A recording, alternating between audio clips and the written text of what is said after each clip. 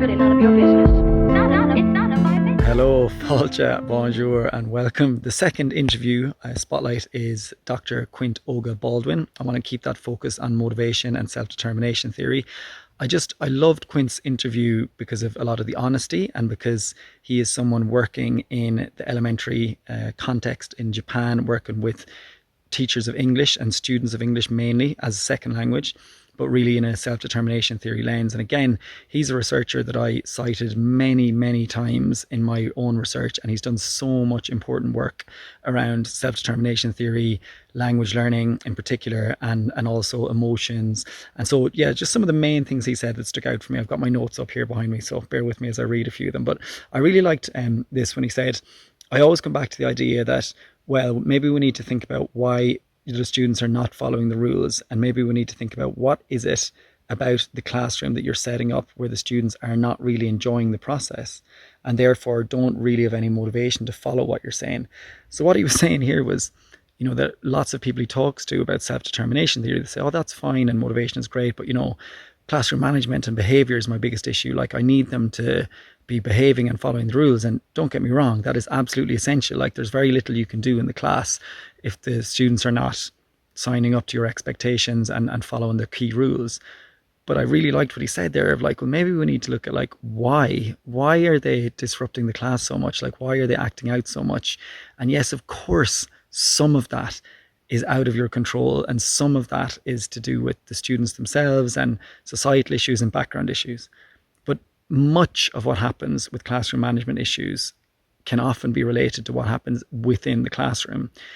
And I just think it's important to bring it back to that again, you know, I know we all work in different contexts. I know that some people are working in very, very challenging circumstances.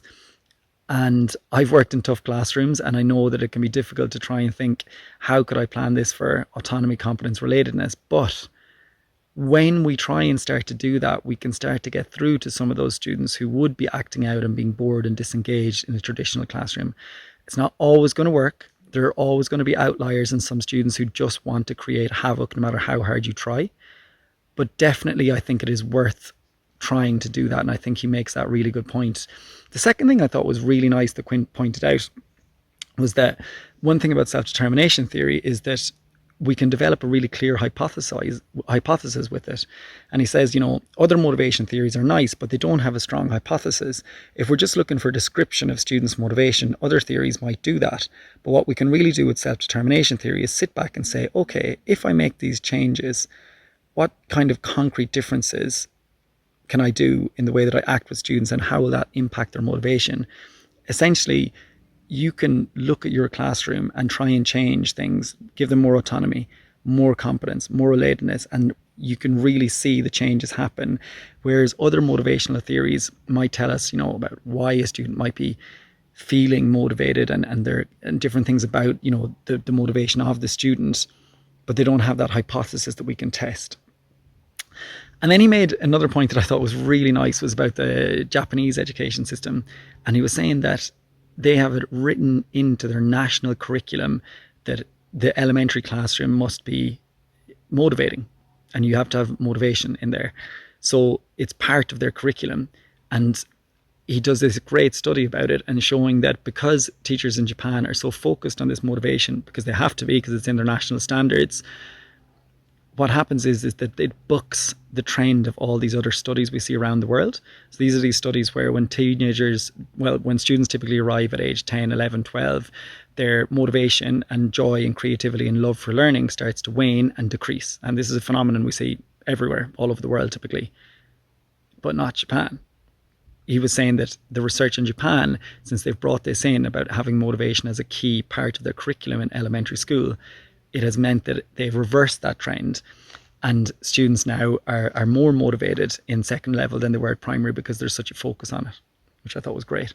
And finally, I think in terms of the classroom stuff he talked about, was one thing we should really think about is maybe just about relatedness, and think about your groupings, mix that up, move people around as much as you can, figure out ways to change things up. And he was like, you never know what's going to be the outcome of those mixed groupings and change groupings.